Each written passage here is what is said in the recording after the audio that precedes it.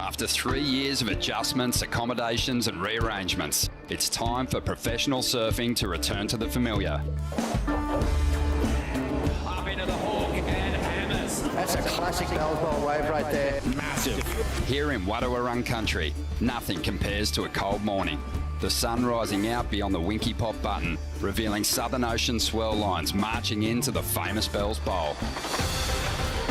Now in its 59th edition, as the Rip Curl Pro commences, the world feels more back on track. The crowd loves it. This year, winning the bell will mean more than ever. The mid-season cut is closing in, with waning chances for surfers to save themselves on tour. He's going to need a big result in Australia to make the mid-season cut. With 9 past bell ringers in the draw, veterans look to stamp their name on the bell one last time. And contenders hope to cement their place in history. As the saying goes, at the Rip Curl Pro Bells Beach, you've got to win it to ring it.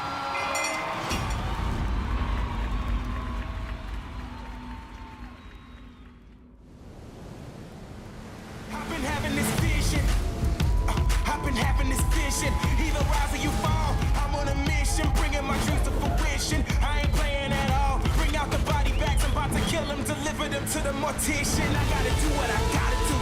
That's for my fish, like in my face. I gotta do what I gotta do. I pray to God, he never came. I'ma do me, I'ma do me. That's in my blood, I never change. That's in my blood, I never change. That's in my blood, I never change.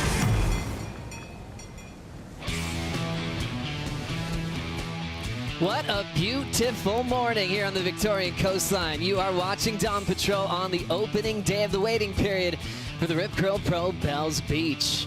Look how clean those conditions are. Definitely waiting for waves as it looks very calm in the ocean at the moment. Big welcome here first to Bells and also here on the Harvey Norman host set. I'm Joe Turpel with Shannon Hughes and Richie Lovett here for the Dawn Patrol Report. Shannon, pretty special being here and also sitting next to one of the most iconic trophies in the game. Well, this is my very first time here for the Rip Curl Bells Beach. Victoria is one of my favorite regions in the world, but I am just so thrilled with the Grom froth levels to see who's going to ring that bell this week and to be a part of it. Richie, you have been here as a competitor. You know what it's like to grab your jersey and walk down that famous staircase. Take us there. What's that like to compete at Bells? It's amazing. It's an event like no other. There's so much history, so much prestige with this event, and it can really play on the nerves a little bit too. That's a long stairway down into that natural amphitheatre.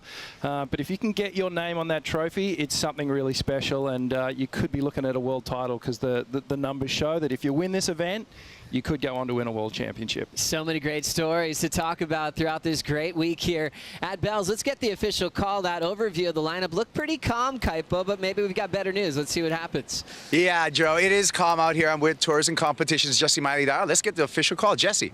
Yeah, we're going to be off for today. Obviously, it's really small. It's a beautiful morning, but there's definitely going to be waves on the way for us. And, yeah, we're going to wait for tomorrow. How good is it to be back at Bells after 3 years? Oh, it's great. I mean, you kind of forget, like, Bells is such a part of the tour that we've, I feel like we all forgot that we actually haven't been here for a couple of years. Like, it felt like we'd been here last week. But it's really good to be back. Everyone loves this place. And, you know, everyone loves the bowl and Winky. So I'm really hoping we get some good waves for us. And with that being said, what do you see in the forecast for the coming days? You know, we're going to have a little bit of wind, I think, but that's definitely going to bring swell, especially here at Bells. You know, there's so many days that we've been here at the bowl and you've kind of got that onshore wind, but it's still really clean on the face. So I think that we're going to have definitely an uptick in swell and maybe a tiny bit of wind. So I'm looking at a possible start either tomorrow or the next day. There you go, guys. That's the news for today. Thank you, Kaipo. Thank you, Jessie Miley-Dyer. Jessie, longtime competitor before taking her job running things in the WSL, but it is a beautiful sunrise and a very clear ocean. We got to see it from the sky in a helicopter yesterday, and you could see just about everything. There hasn't been a lot of swell as of late, but things could be turning around maybe as early as tomorrow. As we bring up the Surfline forecast, Richie Lovett, what can we get excited about for the next few days? Well, what we can get excited about, Joe, is that we've had this easterly wind pattern and swell pattern, and things things are about to change. The wind's going to switch around to the south, and that's what we want. It'll help bring these swells up from the Southern Ocean, from the bottom of the globe, up into the corner of Victoria here. So we're going to see a new southwest swell build, and then we're going to start to see those typical Bell's lines that march into the takeoff zone. The 2 to 3 foot mark over the next day or so, but then the swell bumps up again. So we're going to be looking at a variable swell all through the week, up around the head high range, maybe even more. So looking at the longer range forecast here, Monday into Tuesday looks okay, and then as we get into the back half of the week, we get some really decent waves coming through.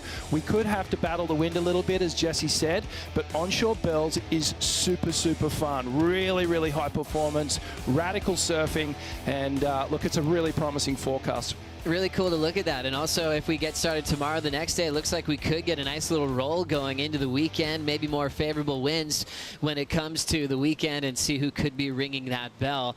A lot of things to talk about, though, this season, especially when it comes down to this mid-season cut that we've been going on about. Well, now we can kind of feel it. I mean, this is stop 4. The cut's happening at stop 5. After the cut at Margaret River, we're going from 34 men on tour to 22. On the women's side, top 17 full-time. We're going to the top 10. That'll be showing up at G-Land. They'll be joined by a wild card on the men and women's side that will surf from G-Land through Tahiti and also re-qualify for 2023. There will be event wildcards as well, but they won't be keeping points like they have before. So there's a lot to unpack there. I think the biggest thing that we know is there's going to be some pressure in every heat from here on out from Bells and Margaret River. There is so much pressure. Those first few events, they've gone lightning fast, and now it's really do or die. Who's going to make it through, get the big results that they require out of these last 2 events here in Australia? See who makes it through to that mid-season cut. And just to make it even more exciting, we have one of the all-time greats at Bells Beach entering the draw as a wild card named Mick Fanning. More on who's in and who's out and the mid-season cut right after this.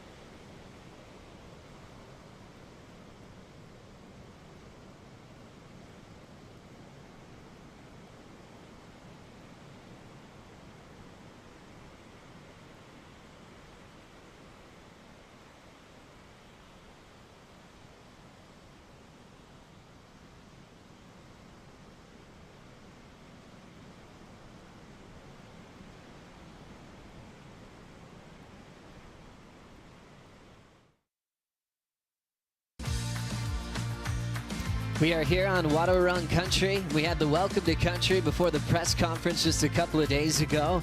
Such a beautiful welcome and ceremony, and a lot of the world's best participating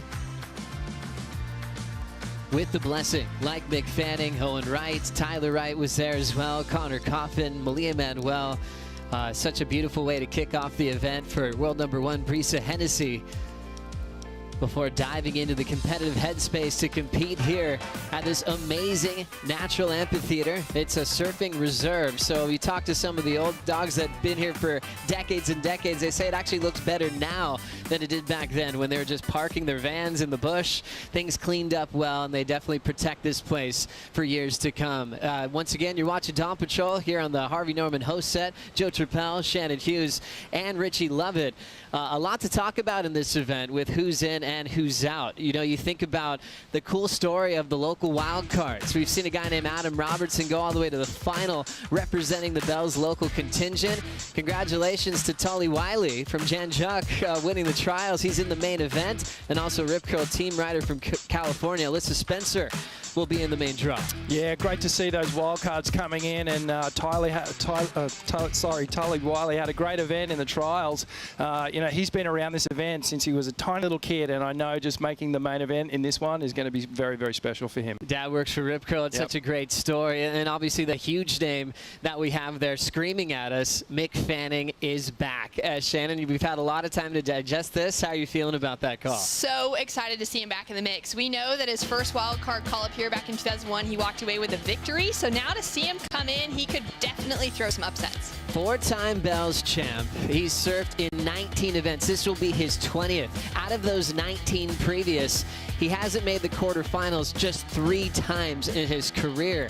Along with those 4 Bells, the best heat winning percentage over Kelly, over Steph. It doesn't get any better than Fanning. Going back to 2001, how little does this kid look? A little lightweight, 60-kilogram Mick Fanning there, but have a go at it. He's got the strength to lift up that trophy, and that started the roll. And he has just had so many epic events through the years, and you can see as he started to get bigger and stronger, the power came into his surfing. But one thing that Mick does, he just taps into the energy and the rhythm of Bells Beach, and that's what you need to be a champion out here. He also taps into this Australian crowd. I'll never forget when Kelly threw that full rotation in 2012. The crowd was actually silent. It was very clear who they wanted to win that final that day. Mick answered back, got the win off Kelly, because Kelly had upset him just the season before when the event was finished at Joanna. So now 4 titles, but I feel like he only got better with age on the Bells Bowl. I couldn't agree more. And for him to have that Australian support behind him, he's someone that thrives in that environment. It's going to be a really exciting thing to see the beach turn up this week and put some support behind him again. Obviously, the last time we saw him was in the final with Italo Ferreira, where he was runner-up in 2018, just a few years ago, and now accepting the wild card to come back to play at one of his favorite venues on tour. He said he loves going as fast as he can go into the bowl and just laying it down with just the right amount of finesse, but letting go of the biggest carve of his life. The matchup, Fanning versus Sammy Pupo and Felipe Toledo. Is his dominance can continue here in 2022, Rich? This is a tough heat for Mick. You know, you look at Sammy, who's coming in with all the youthful energy of a rookie, and then, of course, Felipe Toledo. The forecast is just falling into favour with him. So, you know, the last time we saw Mick here, he was in cyborg mode where he just was, you know, all about winning. We've seen a retirement Mick come back, so we're going to have to see him just sharpen the tools a little bit if he wants to compete with those 2 fellas. What a crazy opening draw. Remember, Felipe is still number 4 in the world, but also he can play spoiler now in this midseason cut race because he's a giant name, one of the all-time greats. People thinking about that 22-mark cut line as we focus on Bubble Watch for the men on tour. Shannon, look at all the ties we have. There's 5 tied for 18th, 4 tied for 23rd. We got to work that out of this event. I mean, this is really where it comes down to every single heat matters. We talk about that through the entire year, but really making it past that elimination round, for those surfers sitting under that cut line, they're going to be needing to look at finals day to put themselves above it and back in the mix. And a big name kind of deep in the draw there, or on the rankings, I should say, Owen Wright, Jadson Andre, 2010 rookies, from way back when, are now under pressure to really put on a huge performance here at Bells Beach and also at Margaret River. On the women's side, it's very interesting because it's some of the biggest names in the business that are under pressure sitting on the wrong side of the cut. In fact, there's 9 bells on that back end of the rankings. More on that right after this.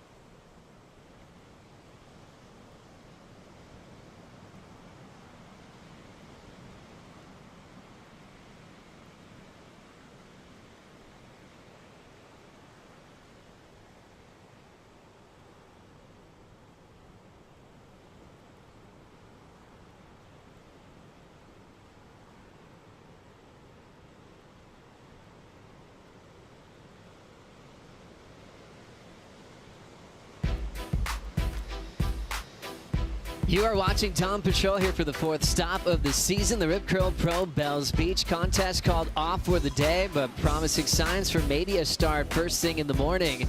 We'll see if we'll get the world best in the water at one of the longest running surf events in the entire world. There's a woman named Gail Cooper who's won this event 10 times. She's from a place called Lauren, which is about 40 minutes from Bells down the Great Ocean Road. Oftentimes she comes here in the grandstands to watch. She's on this trophy 10 times, Shannon. That's incredible. Unbelievable. That is such a good track record, and it's just never going to be beat here. So cool to see if anyone will ever come close to Gail Cooper at some point in Bell's history. As we take a look at the rankings, remember we're focusing on that midseason cut and who could be in trouble here at stop 4 and 5. The cut line right there where Isabella's just on the wrong side of it. We've got rookies Luana Silva, Molly Picklum, and Richie, then some gigantic names to follow. Wow, look at that. Stephanie Gilmore, Courtney Conalog, and then Sally Fitzgibbons way down there at 17th. It's bizarre to see those three names sitting below the cut line. It's pressure time, you know, and they're going to have to handle that pressure. It was funny. Sally was out there by herself just the other day surfing on the little shore break there, so you know she's taking this seriously. She wants to make a move, and she's going to have to make it now. So crazy to see Sally so far in the rankings, and then also seeing Courtney, and then also Steph Gilmore, the queen, as everyone references her as, a 7-time world champ, a 4-time Bells champ, is in a must-win situation. As we look at Gilmore's career, she's been one of the best ever at this venue. 13 events surfed. This will be her 14th start. 74% winning percentage. She beat Sofia Milanovic 3 times for her first 3 bells. But Shannon more recently picked up that 4th bell in 2018 over Tatiana Weston-Webb. Yeah, such an exciting event to see her roll through and get back on top here at Bells at a spot that's just so iconic to her own surfing. But to see her match up against Tatiana, Tati could have taken that final. She's got that powerful backhand, and could have been one of those few goofy footers to really make their mark here. I don't think Steph realized how close it was on the final wave for Tatiana. One judge actually gave Tati the win, but the overall feel was Gilmore was dominating the Bells Bowl, and I thought she was incredibly inspired that it was Mick Fanning's last event full-time on tour. She wanted to be on the podium alongside Fanning as well. Yeah, absolutely. And you know, if you could design a surfer for Bells, Steph fits right into that mold, you know, just that perfect rail work, that style. And again, when you look at her matchup, very similar to Mick. You've got the young upstart, the rookie who's hungry, might bring some of the progression there. And then Brissa bringing that confidence of having the yellow jersey on. So she's up against it. Brissa's been here ever since Portugal finished, so almost a month just warming up on the bowl. World #1, Molly Picklum, is not like any other rookie. She actually hasn't lost an opening round matchup this season. A huge one to watch. Also following those previous Bells champs, Courtney Conalog is going to be doing some battle here to try to save her spot on tour. Crazy part for Courtney is she's got a lot of success here. More recently, 3 Bells titles to her name, going into event #9 out here in 2022. 62% heat winning percentage, and boy, does she love this play, especially when it has some size. Oh, absolutely. Really hoping we get that size so Courtney can show that aggression and that power that she brings. Those 3 bells as well. She's won every time she's entered over her last 3 performances here. She wasn't here in 2018 due to injury, but every other year, including 2019, she walked away with a bell, so she's got that confidence. There certainly feels like arrows on the women's side. You know, when Sally went back-to-back, when Gilmore had her 3 straights back in the day, Carissa had her run out here, and now we still feel like we are in this Courtney Conalog era at the moment. Yeah, absolutely. And just look at the size of these waves here. And Courtney's one of those unique women who can match the power of bells, and it's a tough read, especially on those final sections, and she's just got it on lockdown. As we see that joy of bells, she's always loved this event. She had an injury years ago out here when she was in the quarters, and the emotion poured out of how badly she wanted to ring that bell. She certainly has put in that time, but she's got Gabby Bryan, an all-star rookie who's already in a qualification spot, and Lakey Peterson, who's #2 in the world. How's she going to feel about that, Shannon? It's pretty wild because the current conditions that we're looking at, they really favor Lakey, right? That kind of smaller, fun, fast down the line. If we get big conditions, Gabriella Bryan could be a real power threat coming out of that Hawaiian surfing, but Courtney's got the results to back her, and I'm going to say she is very likely to go all the way. Well, it's definitely an awkward place for our veterans, you know, coming to a wave like Bells. Does that favor them now with all the experience they have on this wave, or are they going to still feel that crazy youthful movement at this old school venue, Rich? The pressure's definitely going to be there, and because we're not looking at a perfect 6 to 8 foot swell, it sort of goes back to favoring the rookies, and it opens up opportunities for them. So the thing that Courtney and Sally and Steph have going for them is that they've connected with this wave already. They have the confidence, and they will be taking that confidence into these heats, and they're going to be special matchups. No matter how they play out, it's going to be so good to watch. So fun to watch. The pressure, hopefully the experience on their side will help them kind of survive this cut line that's approaching very quickly. Still looking at the conditions, last year #5 in the world, Morgan Siblick hanging out with Liam O'Brien at Bells Beach. We'll be right back.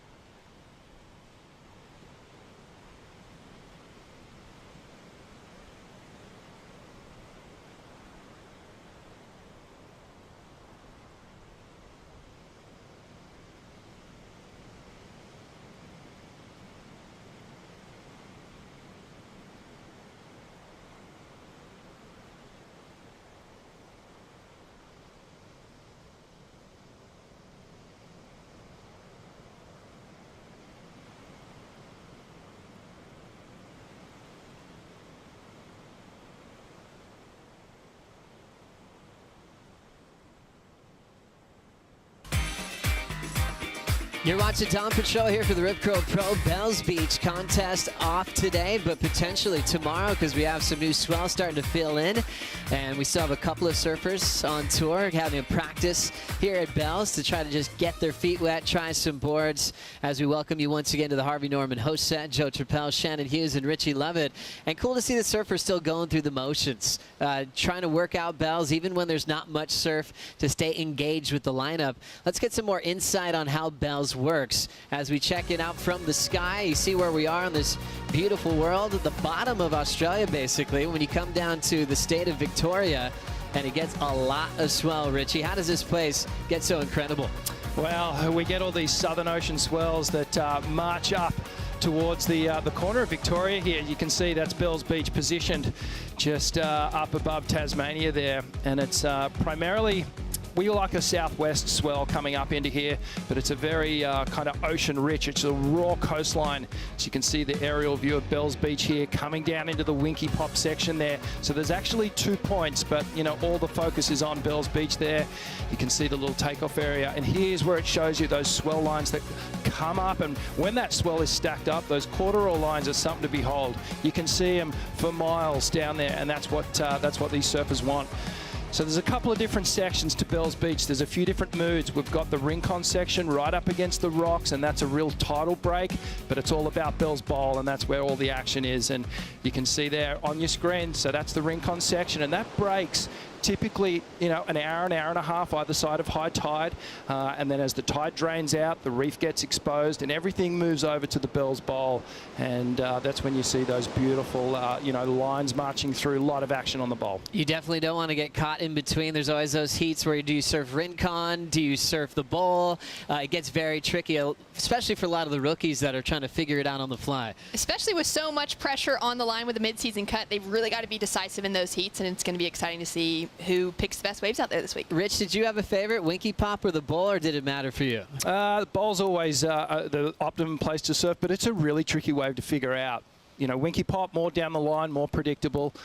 These are all the moods of Bells Beach and makes it so brilliant. Yeah, the whole idea, go as fast as you can, lay down the biggest carve in the bowl, or you're on a high-performance racetrack of Winky Pop. Always good for any surfer to watch, and hopefully we'll get kicked off potentially early tomorrow morning. Good chance to check out worldsurfleague.com, get your fantasy team set. Steph Gilmore's Tier C. That's a little tip there coming into opening day. Take care of yourself. We'll see you tomorrow for the call.